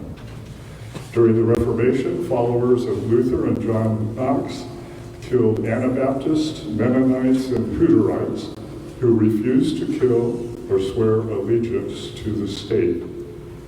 During our own Civil War in the United States, Christians justified killing other followers of Jesus. The Old Testament includes examples of violent genocide, seemingly ordered by God, alongside dramatic stories of forgiveness and loving treatment of enemies. One dramatic example is found in 2 Kings chapter 6. The prophet Elisha rounds up hundreds of enemy soldiers who have been blinded and leads them into the center of the village. When the enemy realizes that they were surrounded by the Israelites and their eyes were opened, they feared for their lives. But they were treated to 7 days of fine wine and feasting, and went home astounded by how they had been treated. And the scripture says that there was peace between the bands of Aram and Israel. Incredible stories. Jesus speaks to us clearly regarding the love of others, including enemies.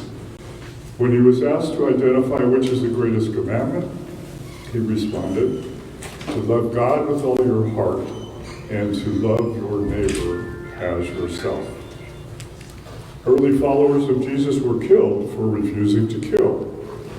An entire legion of 1,000 Roman soldiers had their heads chopped off because they refused to honor Caesar above God in accepting orders to kill the enemy.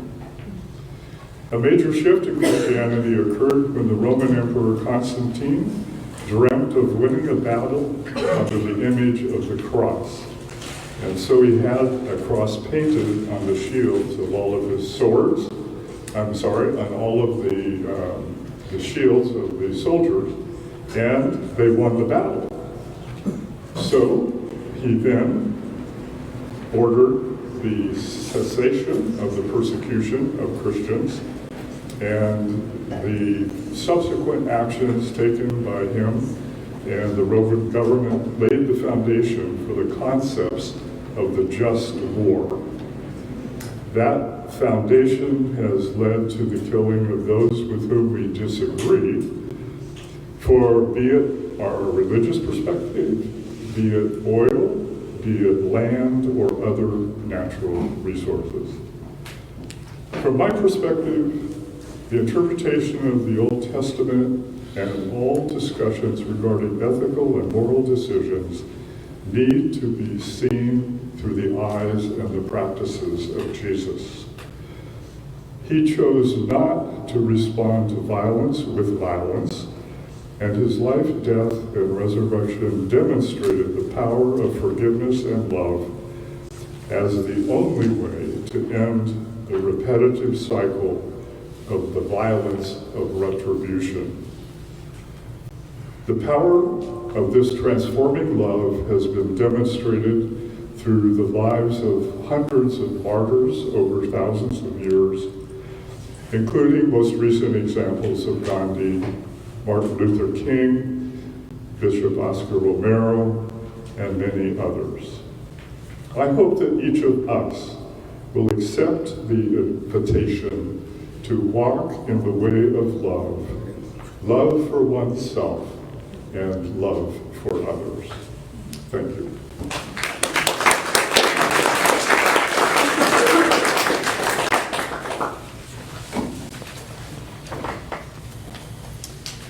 Thank you, Pastor Virgil, and thank you for helping to organize this event and bring us all together. I would like to invite Chaplain Hamad Alama.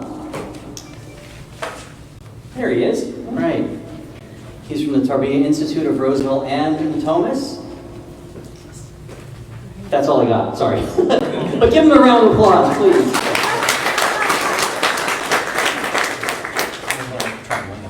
No, it's all good. I can take an introduction for myself as Go well. for it. Assalamu alaikum all, peace be upon you.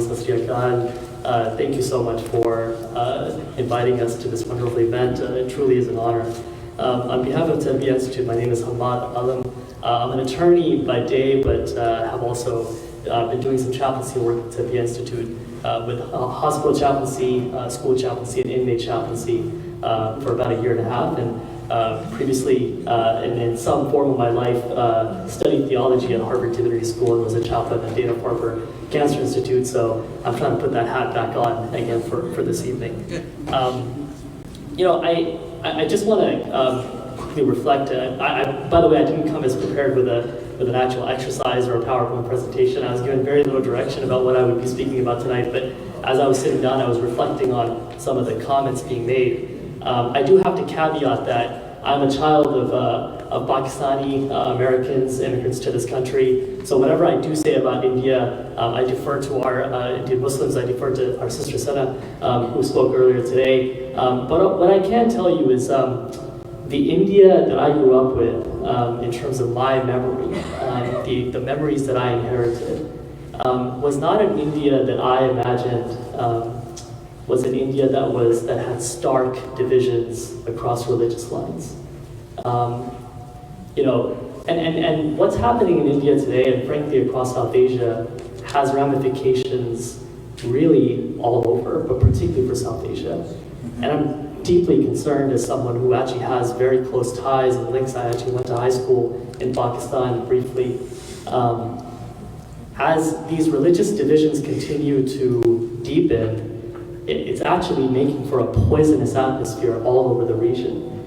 And what I can tell you is I grew up with stories of my grandfather on my dad's side. He was actually Shia. So I'm not myself Shia observant, but he was Shia, which shows you a bit of the religious diversity that existed at that time.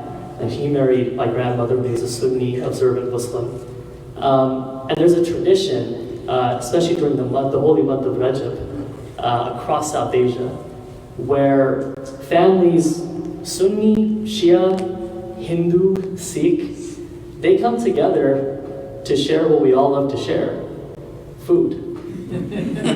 And I was told stories from Muradabad and Agra, where my grandfather came from, Agra being the home of the Taj Mahal, that Hindu families would come, Hindu neighbors would come and join in on what was called Gunde. And they would come and sit and eat halim together and eat, nihari and baya together, and this was something that they shared.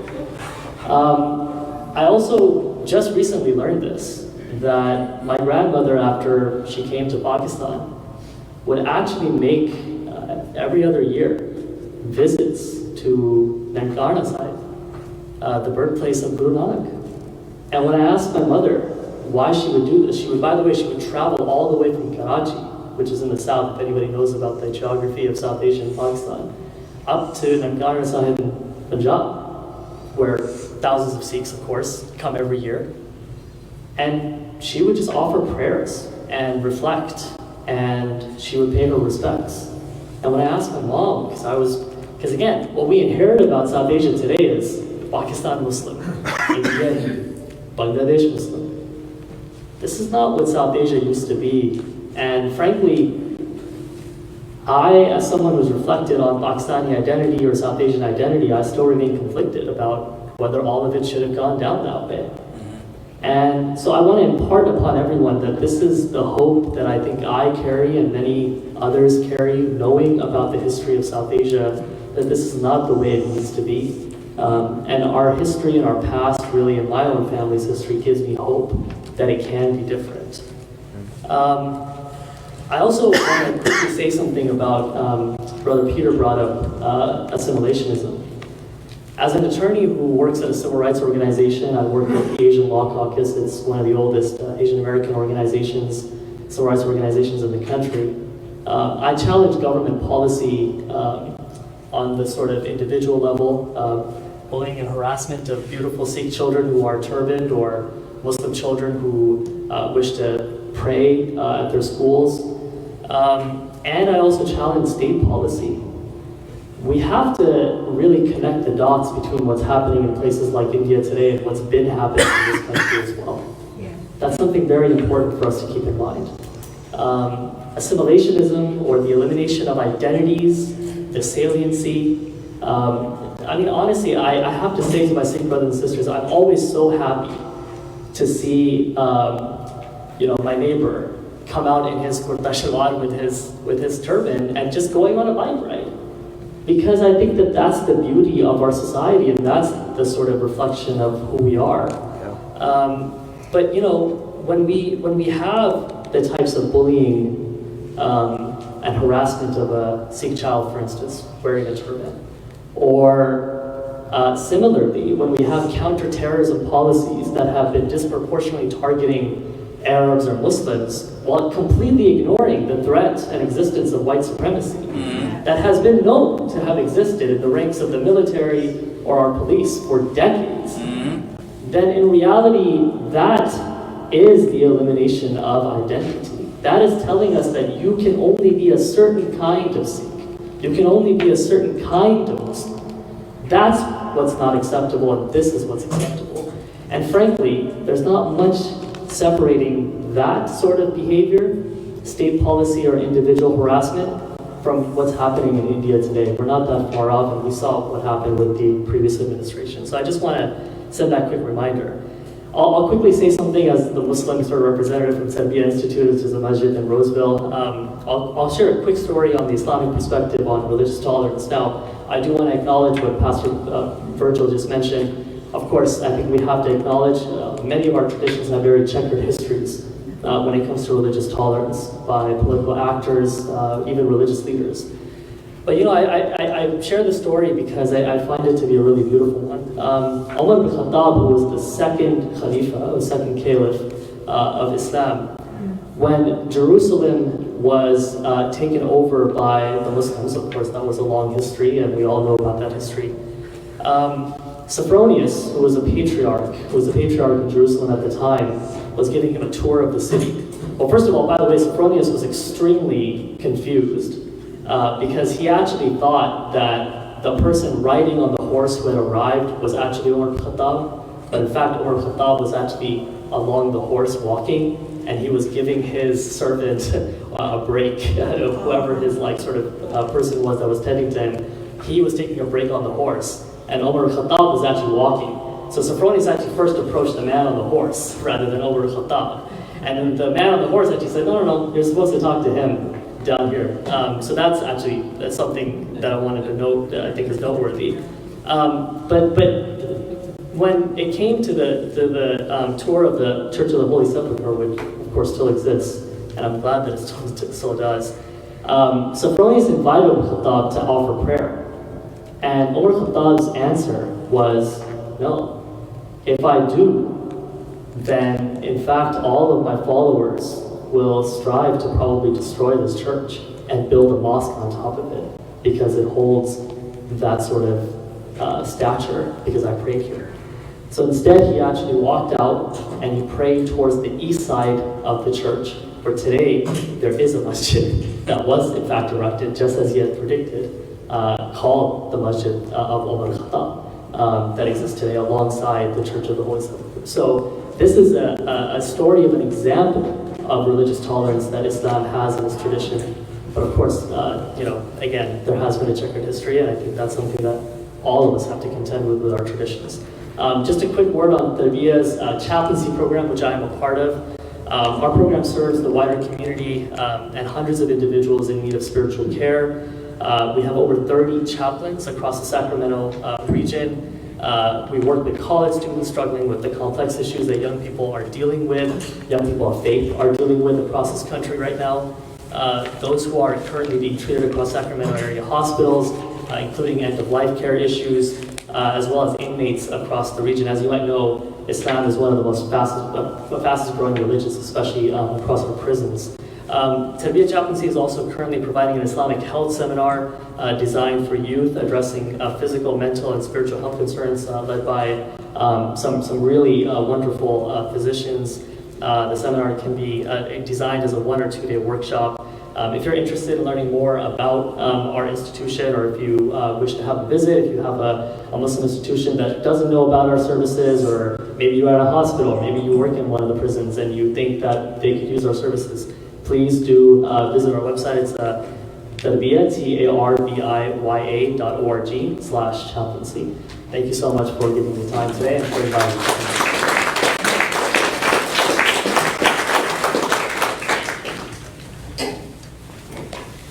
Thank you very much. I'd like to invite Pastor Carolyn Rowe to come up now from Bethel Lutheran Church in Roseville, California. I've had the honor of knowing her for several years now. She actually pastors the church that hosts our community on Sundays. She does a great job of demonstrating the love of God to those in her own community and those outside of her community as well. Pastor Carolyn?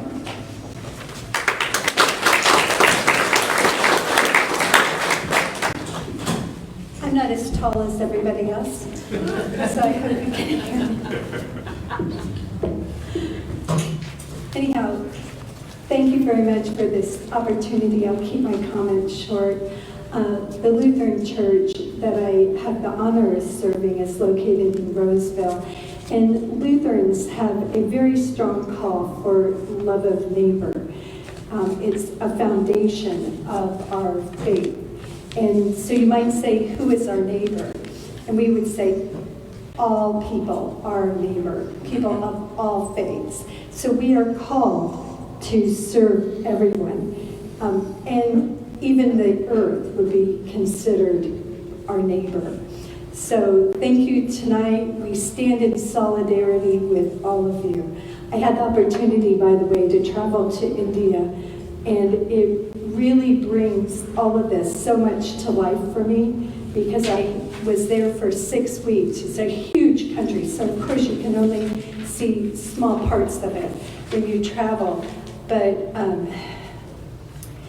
it brings what we talk about to life.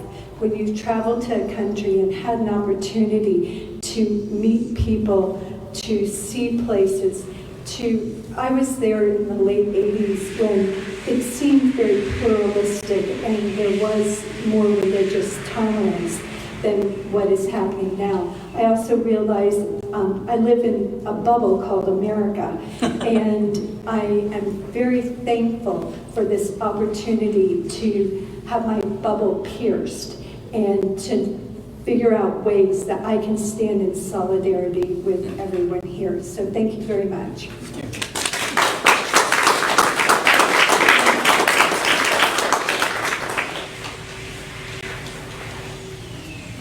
Our final speaker this evening is Govind Vicaria from Amnesty International. Are you still here? All right.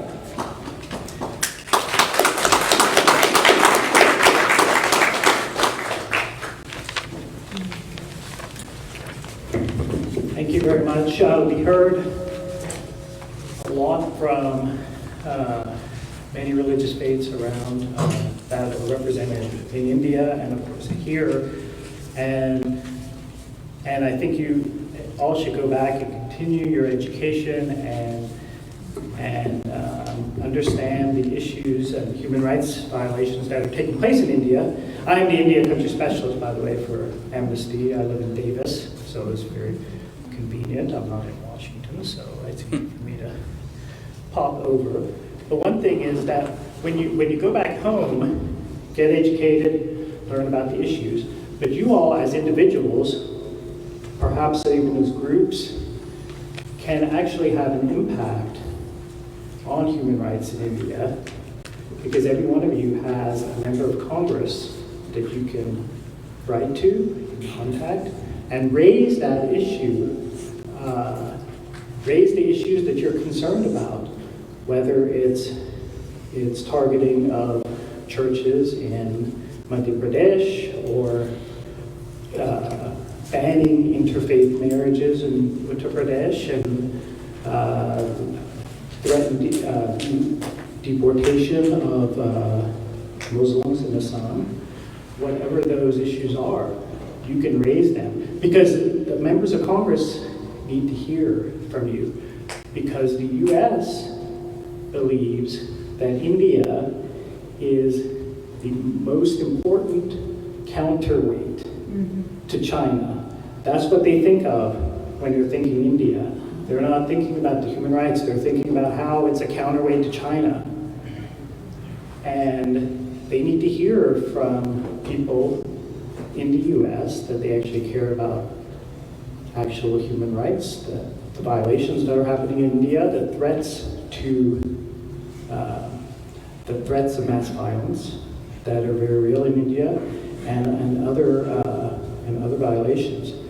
If they don't hear from you, if they don't hear from me, if they don't hear from us, they'll continue it'll be the continued dialogue of India, Japan, Australia, and the US being the quad, the counterweight to China. And it's in a way up to all of us to make sure that doesn't happen. So thanks.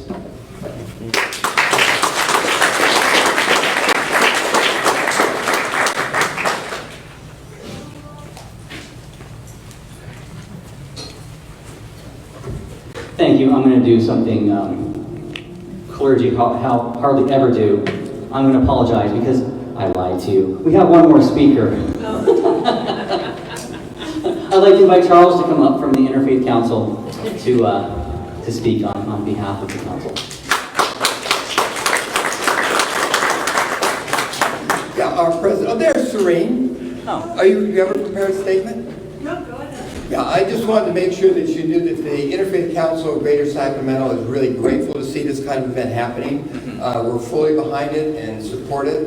And also we had a representative from the Elk Grove Interfaith Council as well. And I want to echo the words that religious liberty, religious freedom really needs to be a foreign policy issue. So I encourage you, just as the brother from Amnesty International mentioned, talking to congressmen, there needs to be a political influence. America can have a powerful influence, and especially if we hold up the importance of religious liberty and religious freedom as part of America's foreign policy, that's going to be a blessing to the world. Okay, so anyway, again, thank you for this event. Thank you for holding it. God bless you.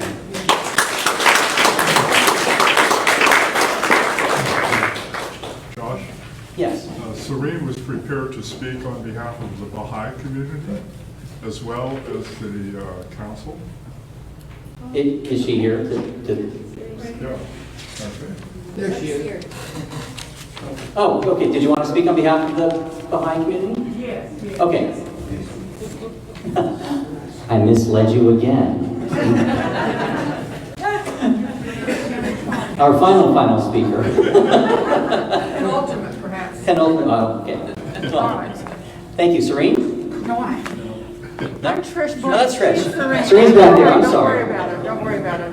I have like I think I need more chop. I need to drink some more chop. I think I have about 4 or 5 slides. That's Okay. it. And then that's really it. All right. So, take this off. So, we've been asked to speak about the Baha'i faith. Whoops. And persecution. So, I'm sorry? Oh, Wait, you want to to project? project it? Yeah, Perfect, please. perfect.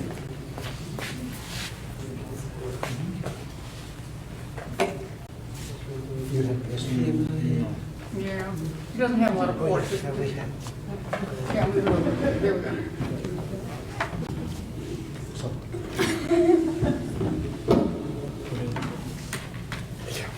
Perfect. All right, thank you so much. Okay, so do we have anything up there? Oh, it's fine.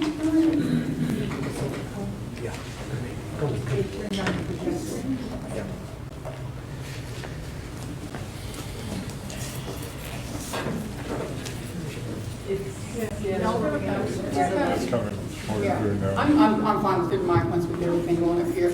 All right, so I'm going to speak about very briefly about the Baha'i faith and persecution. So first of all, for those of you who are not familiar with the Baha'i faith, let me just tell you very briefly who we are and what we believe. So Baha'u'llah is the name of our prophet founder. And we know that throughout history, God has sent a number or a series of divine educators known as manifestations of God, prophets, whatever title you want to give them. Their teachings have always provided the basis for the advancement of civilization. If you think about every one of these prophets that have come, the civilization to which they come have always progressed. These manifestations include Abraham, Krishna, Zoroaster, Moses, Buddha, Jesus, and Muhammad. And now Baha'u'llah is the latest of these messengers. He explained that the religions of the world all come from the same source and are in essence successive chapters of one religion from God. It tells us that we are all one religion and that the differences are man-made. Baha'is believe the crucial need facing humanity is to find a unifying vision of the future of society and the nature and purpose of life. Such a vision unfolds in the writings of Baha'u'llah. He wrote, "If the learned and worldly wise men of this age were to allow mankind to inhale the fragrance of fellowship and love, every understanding heart would apprehend the meaning of true liberty and discover the secret of undisturbed peace and absolute composure." Baha'u'llah wrote over 800 volumes and letters and tablets, so we have his own writings in his own handwriting. So, we're not aware that Baha'is are persecuted in India. We know that there are several million Baha'is in India. And just to show you, this is our mother temple of India, this picture where millions of visitors come each year. However, Baha'is are persecuted in other places around the world, particularly in the Middle East. One good example is Yemen. United Nations News in October of 2018 stated a group of UN independent human rights experts have called for the immediate release of 24 people, mostly from the Baha'i minority, who have been held by authorities in the Yemeni capital, Sana'a, since the middle of last month. The detainees face charges of apostasy or abandoning the state-sanctioned religion and teaching the Baha'i faith. At least 22 of those people are Baha'is, including 8 women and 1 minor. The individuals were prosecuted on 15th September without investigation or warning prior to the start of the trials. The UN Special Rapporteur on Freedom of Religion or Belief said the recent wave of detentions in Yemen appears to be an intimidation tactic intended to pressure Baha'is into recounting their faith. Now this is from October 2018, but the persecution of the Baha'is in Yemen continues to this day. But of course, our main source of persecution comes from the homeland of the Baha'i faith, which is Iran. Particularly during the early days of the faith in the middle 19th century, the mid-20th century, and particularly after the Iranian Revolution of the 1980s, many were imprisoned and killed, including Mona Mahmouzadeh, a 16-year-old girl hung along with 9 other women for teaching children's classes. Still today, Baha'i homes are systematically destroyed, cemeteries are desecrated, Baha'is have been denied employment, pensions, and access to education. Since the beginning of June this year, there has been an alarming uprising in the persecution of Baha'is in Iran involving the arrest, arraignment, sentencing, or raids on the homes and businesses of more than 100 Baha'is. These recent attacks, when combined with systemic-wide changes over the last 2 years in law that further endanger the Baha'is, as well as increase in hate propaganda signaled a possible beginning of a new phase of severe persecution. Those continue today in Iran. So Baha'is everywhere condemn religious persecution, whatever the faith and wherever that takes place. Thank you very much.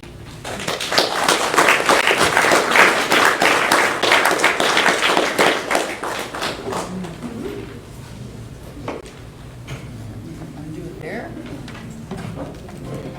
Thank you very much.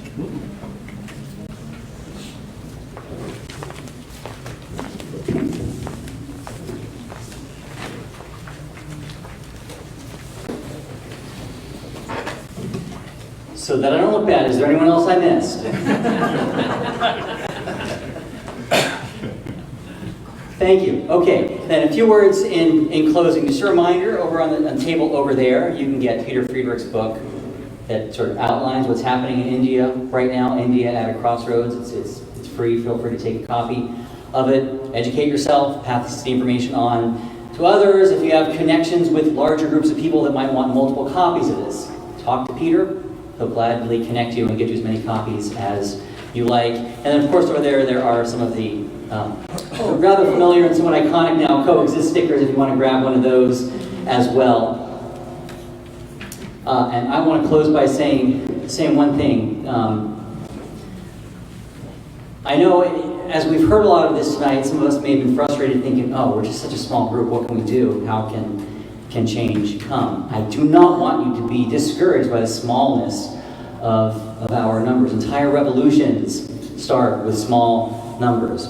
As a Christian, I can look back to the start of the church, which started with one person, Jesus Christ, teaching 12 people. And from 12 people, it spread all over the world. Our scripture readings for tomorrow include a story where Jesus talks about faith being the size of a mustard seed, the smallest of all the seeds. And with faith that small, you have the ability to move a mountain.